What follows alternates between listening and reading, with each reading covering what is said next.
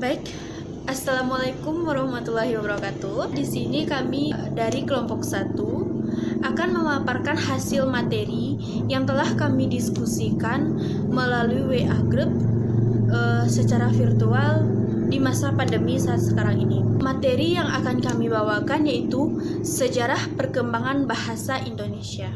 Sebelumnya saya akan memperkenalkan kelompok-kelompok saya.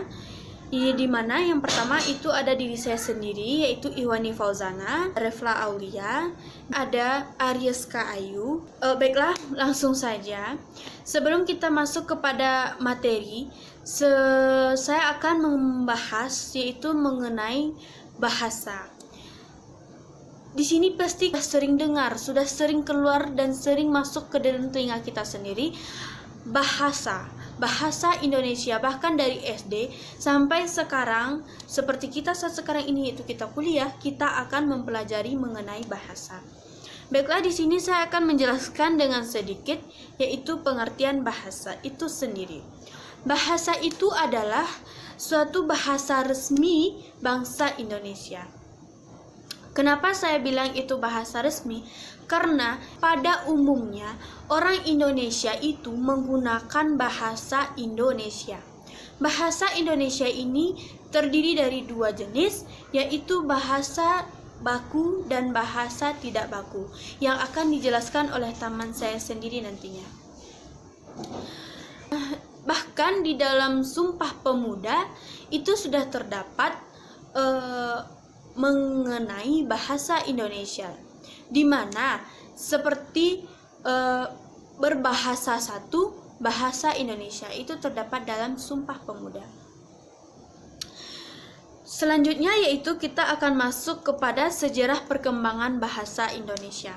Seperti yang saya jelaskan di awal tadi, pada tanggal 28 Oktober 1928 itu para pemuda berkumpul, rapat dan bermusyawarah mengenai bahasa kita ini. Tidak hanya mengenai bahasa, bahkan mengenai negeri kita ini.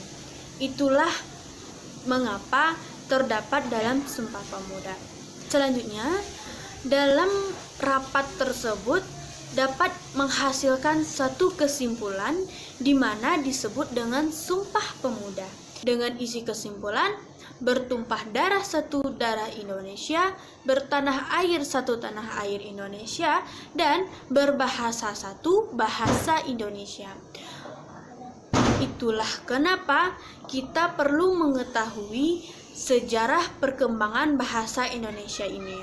Nah, jika kita rumuskan bahasa ini ke dalam rumus matematika, itu bahasa Indonesia juga memiliki rumus seperti BM ditambah BD ditambah BA, di mana dalam bahasa tersebut BM yaitu bahasa Melayu yang dirombak kembali dengan menggunakan bahasa daerah, dan seterusnya dirombak kembali dan ditambah dengan bahasa kota dan bahasa asing lainnya seperti pada saat sekarang ini.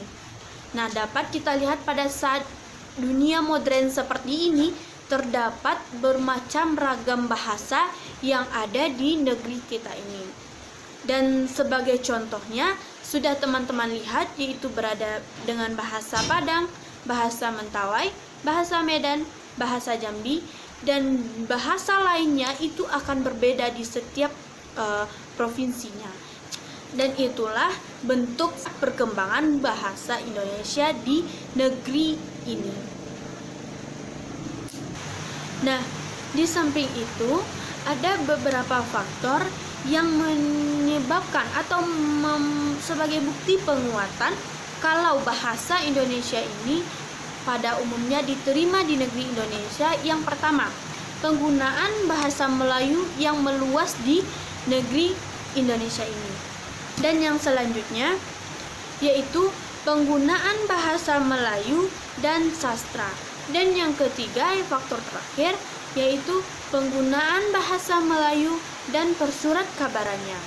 Nah, baiklah teman-teman, itulah sedikit pembukaan pengertian bahasa dan sejarah perkembangan bahasa yang dapat saya sampaikan. Nah, untuk penjelasan materi berikutnya akan saya serahkan kepada Arya. Assalamualaikum warahmatullahi wabarakatuh. Baiklah, saya Aryaska Ayu. Saya akan melanjutkan pembahasan tentang kedudukan dan fungsi bahasa Indonesia. Pemahaman masyarakat terhadap kedudukan dan fungsi bahasa Indonesia dapat menjadi dasar dalam menumbuhkan jiwa nasionalisme kaum muda dan pelajar. Bahasa merupakan hal yang penting bagi manusia. Semua aspek kehidupan menggunakan bahasa sebagai media untuk mengkomunikasikan hal-hal yang mereka peroleh dalam kehidupan. Kedudukan bahasa Indonesia di bumi Indonesia bertolak dari sejarah pertumbuhan bahasa Melayu. Kedudukan bahasa Indonesia pada dasarnya dapat dibedakan atas dua, yaitu yang pertama, kedudukan bahasa Indonesia sebagai bahasa nasional yang ditetapkan sejak Sumpah Pemuda pada 28 Oktober 1928 dengan ikrar yang ketiga.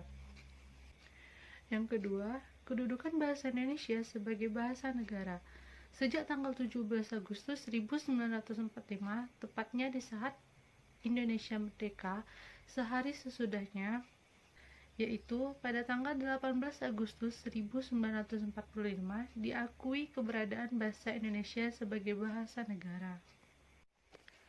4 fungsi bahasa Indonesia dalam kedudukannya sebagai bahasa nasional. Yang pertama yaitu bahasa Indonesia berfungsi sebagai lambang kebanggaan nasional. Seluruh bangsa Indonesia patut bangga dengan adanya satu bahasa nasional di antara berbagai bahasa daerah dengan etnis yang berbeda-beda. Bangsa Indonesia memang unik karena terdiri dari berbagai etnis dan berbagai bahasa daerah. Namun demikian, pemikir bangsa Indonesia pada masa lalu mampu menetapkan satu bahasa nasional. Yang kedua yaitu bahasa Indonesia berfungsi sebagai lambang identitas nasional. Karena bangsa Indonesia terdiri dari berbagai etnis dan suku bangsa, maka bahasa Indonesia ditetapkan sebagai identitas nasional. Hal ini diperlukan untuk membangun kepercayaan diri bangsa kita. Yang ketiga yaitu bahasa Indonesia berfungsi sebagai alat pemersatu berbagai suku bangsa. Artinya, bahasa Indonesia berfungsi sebagai alat yang meyakinkan penyatuan berbagai suku bangsa dengan latar belakang sosial budaya masing-masing ke dalam kesatuan kebangsaan Indonesia. Yang keempat, bahasa Indonesia berfungsi sebagai perhubungan antar daerah, antar budaya.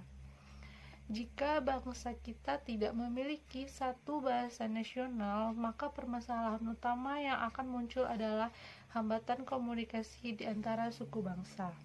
Selanjutnya yaitu 4 fungsi bahasa Indonesia dalam kedudukannya sebagai bahasa negara. Yang pertama, bahasa Indonesia berfungsi sebagai bahasa resmi kenegaraan. Yang kedua, bahasa Indonesia berfungsi sebagai bahasa pengantar di dalam dunia pendidikan. Yang ketiga, bahasa Indonesia berfungsi sebagai alat perhubungan pada tingkat nasional, kepentingan perencanaan dan pelaksanaan pembangunan nasional serta kepentingan pemerintah. Yang keempat, bahasa Indonesia berfungsi sebagai alat pengembangan kebudayaan, ilmu pengetahuan, dan teknologi.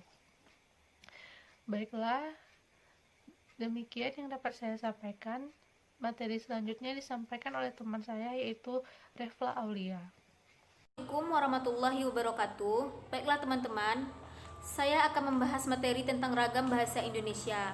Ragam bahasa adalah variasi bahasa menurut pemakaiannya yang berbeda-beda berdasarkan topik pembicaraan, hubungan pembicara, orang yang dibicarakan, dan medium pembicara. Pada umumnya, pemakaian bahasa Indonesia digolongkan menjadi dua bagian, yaitu bahasa baku dan bahasa tidak baku. Jika kita berada di lingkungan yang resmi, maka kita harus menggunakan bahasa yang baku. Sebaliknya, jika kita berada di lingkungan yang tidak resmi, kita tidak perlu menggunakan bahasa yang baku. Namun, apabila kita tinjau dari media atau sarananya, ragam bahasa terbagi menjadi dua, yaitu ragam bahasa lisan dan ragam bahasa tulisan.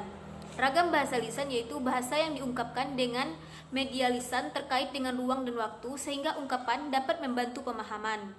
Sedangkan ragam bahasa tulisan yaitu bahasa yang dihasilkan dari rangkaian huruf sebagai unsur dasar. Sekian yang dapat saya sampaikan. Wassalamualaikum warahmatullahi wabarakatuh.